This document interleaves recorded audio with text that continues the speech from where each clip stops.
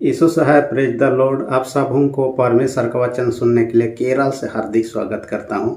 हम लेंट काल में कुछ वचनों पर चर्चा कर रहे हैं। आज भी ऐसे ही हम याकूब की पत्री 1 अध्याय 2 से 15 पद में हम चर्चा करेंगे। हम यदि किसी जंगल में हैं, अचानक से हाथी आ जाए, हम ग्रुप में रहें तो भी अचानक से हाथी आने के कारण से हम लोग तितर बितर होने लगेंगे।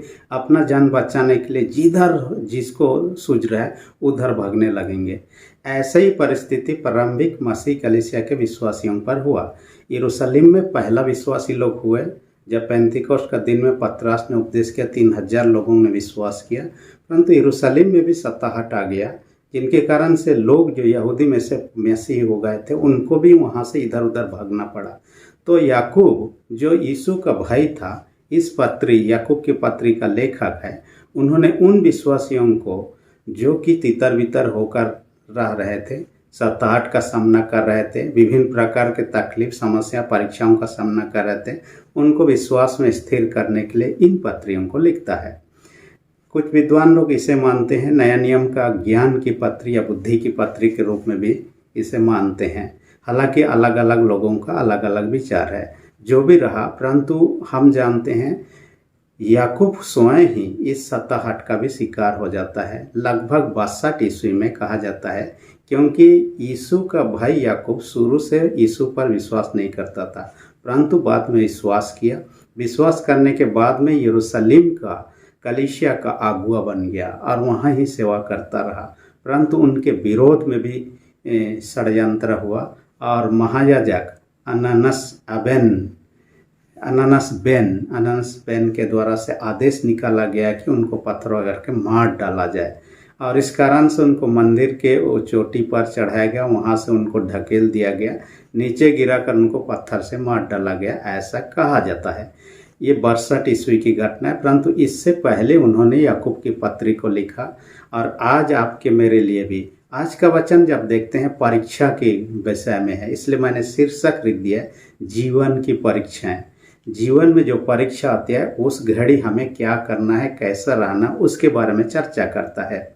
हम यदि नया नियम देखते हैं जो ग्रीक भाषा में शुरू से लिखा हुआ है, यहाँ पर जो परीक्षा के बारे में चर्चा किया है, ये पेरसमस शब्द लिया गया ग्रीक भाषा से, और जिसका अंग्रेजी में अर्थ होता है टेस्ट या एग्जामिन। हिंदी में कहे तो जांच या परीक्षा के रूप में। और ये जांच या परीक्षा हमारा जीवन का हिस्सा है। बचपन से हम टेस्ट या परीक्षाओं का सामना करते हैं, स्कूल जैसे प्रवेश करते हैं, परीक्षाओं का दौर चलते रहता है, ये जीवन भर चलते रहता है। ये जीवन में चाहे मौखिक हो, लिखित हो, चाहे जिस भी प्रकार हो, आत्मिक क्षेत्र में हो, लौकिक क्षेत्र में हो, ये परीक्षा आते ही रहती है, हमारा हिस्सा है। और परीक्षा में पास होना सफलता है, डिग्री है, प्रमोशन है, कई प्रकार के चीज। लेकिन परीक्षा में फेल होना हमारे लिए असुविधा का कारण है, ये सही नहीं माना जाता है। इसलिए परीक्षा आना अपने आप में पाप तो नहीं है, लेकिन परीक्षा में फेल होना वो गड़बड़ है।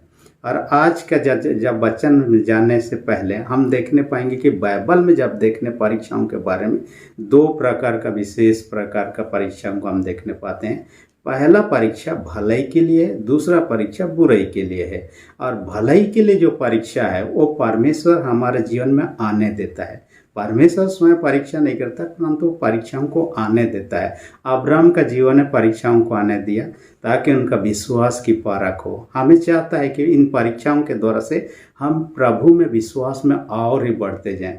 आप खुद देखिएगा, जिनके घर में कोई बीमार कुछ नहीं होते रहेगा, लोग ईश्वर को भुला जाएंगे। लेकिन जब कोई बीमार होने लगता है, लोग प्रार्थना करने लगते हैं, स्वयं या तो पादरी या प्रचारक या तो किसी से प्रार्थना करने, उससे पहले उनको ख्याल नहीं आता है। इसलिए ये हमारे प्रभु के करीब आने, प्रभु में विश्वास में दृढ़ होने के लिए एक प्रकार का अवसर है।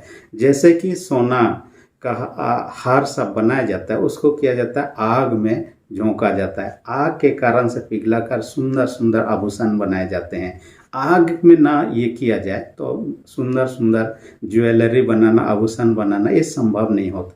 वैसे ही एक व्यक्ति प्योर विश्वास के रूप में बने रहने के लिए परीक्षाओं का दौर होते हुए सामना करना ही है। जैसे हम देखने पाते हैं, आगे क्लास में जाना है, प्रमोशन पाना है, डिग्री पाना है, परीक्षा का सामना करना है। बिना परीक्षा के कोई आपको डिग्री नहीं दे देगा, प्रमोशन नहीं दे देता है। वैसे ही है आत्मिक जीवन का क्षेत्र में। इसलिए परमेश्वर आपके मेरे जीवन में परीक्षाओं को आने देता है। जैसे कि बीते दिन में एक घटना पौलुस प्रेरित का परमेश्वर के अनुमति से शैतान पौलुस को घूसा मारे कहता है, और यहाँ तक कि कहता है मेरे शरीर में कांटा चुभा दिया कहता है। ये परमेश्वर का अनुमति से ऐसा हुआ ताकि पौलुस अपने सेवकई का जो फल है उसको देखकर घमंड से फूल ना जाए, इसलिए कहता है। दूसरी प्रकार का परीक्षा जो कहता है वो बुराई के लिए होता है, हमारा जीवन तबाह करने, बर्बाद करने के लिए। और ये तो 3 प्रकार से हो सकता है। बाइबल की चर्चा के अनुसार हम देखेंगे, शैतान पहला जो है, जो आदम हवा को भी परीक्षा के द्वारा से पाप में गिरा चुका। दूसरा संसार या दुष्ट लोग हम कह सकते हैं, जिनके कारण से हम लोग परीक्षा में पढ़ते हैं, तकलीफ में पढ़ते हैं, परेशानी में का सामना करते हैं। और तीसरा जो है हमारा शारीरिक अभिलाषाओं, हमारे अभिलाषाओं के कारण से ही, जो आज का वचन भी देखने पाते हैं। इन 3 जो हमारे जीवन को गड़बड़ की ओर ले जाता है, उनको 2 प्रकार से हम लोग अलग अलग भाग करके 2 पॉइंट में चर्चा करेंगे। पहला बाहर से आने वाला परीक्षा, और दूसरा अपने में ही जो एक्सटर्नल और इंटरनल हम कह सकते हैं। और बाहर से आने वाला शैतान के द्वारा, दुष्ट लोगों के द्वारा हमारे जीवन में आती है बाहर से। और इंटरनली जो है आंतरिक रूप से हमारे शरीर से, चाहे हमारे जीवन से जो लालसा उत्पन्न होती है, देखने के द्वारा, खाने पीने की लालसा हो या ये दूसरी चीज़ों की लालसा हो, इस लालसाओं के माध्यम से। तो इसलिए 2 पॉइंट पर हम चर्चा करेंगे। पहला पॉइंट में हम लोग देखेंगे, जो दूसरा तीसरा पाद में ही चर्चा करता है, परीक्षा में धीरज धारे का आता है। जब भी शैतान की ओर के दूसरे ओर दुष्ट लोगों की ओर से हमारे जीवन में परीक्षा आती है, धीरज धरना जरूरी है। धीरज धरना प्रेम का एक गुण, अपवित्र आत्मा का एक गुण है कहता है, और ये होना जरूरी है। जब धीरज धरा जाता है तब क्या होने लगता है, हम विश्वास में परिपक्व होने लगते हैं, मैच्योर होने लगते हैं। और इसलिए कहता है धीरज धरना। कई बार हम क्या करने लगते हैं, धीरज नहीं धरते। आदम हवा का जीवन को देखिए, जब शैतान ने कहा इस फल को खाइए, थोड़ा सा धीरज धरता, तुरंत ना करके पैसेंस रखता, हवा कम से कम आदम को आने का इंतजार करता, और दोनों यदि बातचीत करते, डिसाइड करते उसके बाद खाना है नहीं खाना है, हो सकता है वो गड़बड़ी नहीं हो रहता। इन्होंने यहाँ जल्दबाजी किया, तुरंत खा लिया, दूसरों को दिया। ऐसा ना करके थोड़ा धीरज धरता। हम किसी फल के बारे में, जब पेड़ में हम लगाते हैं, फल की उम्मीद करते हैं, फल को पकने तक का इंतजार करते हैं। तुरंत ही थोड़ा सा बड़ा हुआ हम तोड़ के नहीं ले आते हैं, हम इंतजार करते हैं, धीरज धरते हैं पकने तक का। पकने के बाद में उसका मूल्य बढ़ जाता है। उसी प्रकार का है, हमें धीरज धरने के द्वारा से हम क्या होने लगते हैं, परिपक्व होने लगते हैं। और इसी बात को यहाँ पर कहना चाह रहा है कि हमें धीरज धरना है। हम किसी गंदा पानी के बारे में भी उदाहरण ले सकते हैं। यदि नदी में गंदा पानी है, हम एक गिलास में या बाल्टी में ले आएँ, हम थोड़ा सा देरी रख दें, देखिए पानी में जो गंदगी अंश रहता है 1 घंटा 2 घंटा के बाद में नीचे बैठा हुआ रहेगा और ऊपरी हिस्सा में साफ पानी दिखाई देगा। ये थोड़ा देर समय लेने के कारण से, धीरज धरने के कारण से, ये धीरज धरने के लिए एक अच्छा उदाहरण है। तो हमें भी ऐसे परीक्षा, सताहट, मुसीबत के घड़ी में धीरज धरने की आवश्यकता है। वचन 5 में तो कहता है हमें प्रार्थना करने की, ताकि परमेश्वर हमें बुद्धि दे, क्योंकि प्रार्थना के द्वारा परमेश्वर बुद्धि देगा कि उस समस्या हम कैसे निपटे, कैसे निकल सकते हैं। लेकिन संदेह नहीं करना है। 6वां 7वां पद में क्या कहता है, संदेह नहीं करना है। संदेह करने वाला समुद्र के लहर के समान होता है, जो विश्वास में स्थिर नहीं रहता है कहता है। देखिएगा, संदेह करने वालों को कुछ मिलेगा भी नहीं कहता है। इसलिए हम प्रार्थना तो करें, लेकिन विश्वास के करें, संदेह ना करते हुए कहता है। शैतान हमारे मन में संदेह उत्पन्न करने लगता है, डाउट्स, परमेश्वर के वचन पर संदेह उत्पन्न करने लगता है, सृष्टि के विषय पर संदेह उत्पन्न उसके सामर्थ्य के विषय में, उद्धार के विषय में, स्वर्ग के विषय में, कई सारे विषय पर संदेह उत्पन्न करने लगता है। जैसे आदम हवा का मन में संदेह उत्पन्न किया और इन्होंने खाया, पाप में गिर गए। हमें इससे सावधान रहना है, सचेत रहना है, और हमें क्या करना है, प्रार्थना करना है, परमेश्वर से बुद्धि मांगना है। देखिए, हम यदि किसी समस्या में पड़ते हैं, रोते रहने से समाधान नहीं निकलेगा। क्या करेंगे? हम यदि नदी के पास आ गए, हम तैर के पार नहीं सकते हैं, तो इसका मतलब है रोने धोने से कुछ लाभ नहीं होगा। हमें उपाय सूझना चाहिए, परमेश्वर से प्रार्थना करना। हो सकता है कहीं से पुल जाता हो, ब्रिज हो जहाँ से हम पार हो सकता है कहीं से नौका से हम पार हो सकते हैं, हो सकता है कहीं से हेलीकॉप्टर से हम उधर नदी पार कर सकते हैं। कई सारे उपाय हो सकते हैं, रोते रहने से कोई कुछ बात नहीं है। इस कारण से कहता है धीरज धरना है, प्रार्थना करने के विषय में यहाँ चाह कहता है। देखिए, एक व्यक्ति का इंटरव्यू मैं देख रहा था, जिस व्यक्ति का नाम अलग है, लेकिन जो कहा उसका बोलचाल का नाम है लक्की बीस्ट। आप उसे जानते होंगे, कई लोग उनका इंटरव्यू देखे होंगे। स्पेशल फोर्स में काम कर रहा था, एनएसजी कमांडर के रूप में भी काम किया है, और कई इंटरव्यू उनका देखा। वो एक स्नाइपर के रूप में, जो कि टारगेट को शूटिंग के द्वारा हिट करना होता है, यानी अपने प्रतिद्वंदी विरोधियों के साथ में। तो जब भी वे लोग ऐसा परिस्थिति में होते हैं, अपने निशाने की ओर, जो दुश्मन होता है वो निशाना होता है, उनकी ओर टारगेट लगाना। ये लोग दिन रात, हो सकता है घंटों घंटों तक एक ही अवस्था में, यानी कि सोया हुआ अवस्था में अपना ये को सेट करते हुए वे लोग पड़े रहते थे। और धीरज धरना होता है। आपका हलचल दुश्मन को पता चल गया, आप मारे जाएंगे, लेकिन दुश्मन को बिना जाने, बिना हलचल के धीरज धरे हुए इंतजार करना। घंटों घंटों इंतजार के बाद में हो सकता है आपका शत्रु दिखाई देगा, उसके बाद में उसको मार गिराया जा सकता है। तो धीरज धरने के लिए यहाँ कहता है, मत्ती 24 अध्याय में भी 13 पद में कहता है, जो अंत तक धीरज धरे रहेगा उसी का उद्धार होगा। इस दुनिया में संकट, मुसीबत, परीक्षाएं जीवन में आते रहना है, परंतु अंत तक तो धीरज धरे रहेगा उसी का उद्धार होगा। प्रकाशित वाक्य 2:10 में भी कहता है, जो प्राण देने तक विश्वासी रहेगा। तो यहाँ उन लोगों को, जो तितर बितर हुए लोगों को विश्वास में बने रहने के लिए प्रोत्साहन देता है, आज आपको मुझे भी। दूसरा पॉइंट में कहता है, प्रलोभन से बचें। ये कई प्रकार के प्रलोभन, खाने पीने का प्रलोभन हो सकता है, दूसरे चीज़ों का प्रलोभन हो सकता है। बाइबल में हम देखने पाते हैं लोग अपने प्रलोभन के कारण से पाप में गए। दाऊद राजा को देखिए, बतसेबा को जब देखने के बाद में उनके साथ में व्यभिचार या यौन इच्छा को पूर्ण करने की लालसा उत्पन्न हुआ और पाप में गिर गया। सुलेमान का राजा को देखिए, इतना बुद्धिमान था, इतना धनवान था, फिर भी अपने लालसाओं को बस में नहीं कर पाया, जिनके कारण से शुरुआत अच्छा था लेकिन अंत उनका बहुत अच्छा नहीं रहा।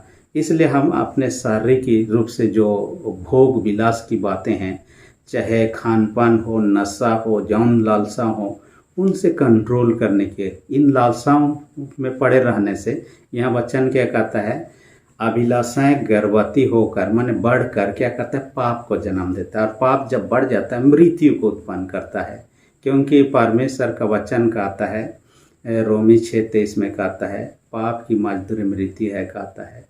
और इस पाप मृत्यु से बचना है तो हमें इन लालसाओं से कंट्रोल करना है, और लालसाओं से बचने का उपाय सब खोजना होगा। आज लोग धन कमाने के लिए, धन का लालसा में बढ़ रहते हैं, पद पाने के लिए, मान सम्मान पाने के लिए, कई चीज़ों के लिए लालसा है। और ये लालसा बढ़ जाता है तो गलत काम करते हैं, गलत कदम उठाते हैं, और गलत कदम का परिणाम भयानक होता है।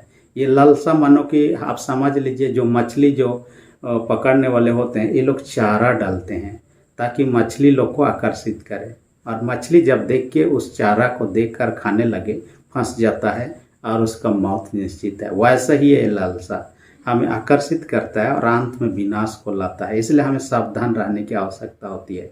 इसलिए मैंने कभी एक उदाहरण दिया है, पक्षी को उड़ना ये स्वाभाविक है। जैसे पक्षी का उड़ना आकाश में स्वाभाविक, वैसे आपके मेरे मन में बुरी लालसा है ना, स्वाभाविक है। लालसा आ सकती है, उसमें कोई बात नहीं, लेकिन लालसाओं को काम रूप में देना, उसके अनुसार काम, गलत काम करना, वो पाप है। और इसी बात से सावधान रहने के लिए कहता है। पक्षी यदि आकाश में उड़ रहा है, हम उसे रोक नहीं सकते हैं, उसका स्वाभाविक काम है। हाँ, पक्षी यदि आके आपके मेरे मुंडी में बैठेगा, सिर में बैठेगा, घोंसला बनाएगा, अंडा देगा और हम कहें कि इसमें मेरा कुछ भी दोष नहीं है, हम उड़ा सकते थे। जब वो बैठा उसके बाद में उड़ा सकते थे। उसको वहाँ घोंसला बनाने नहीं देना है, उसको अंडा देने तक सहना नहीं है।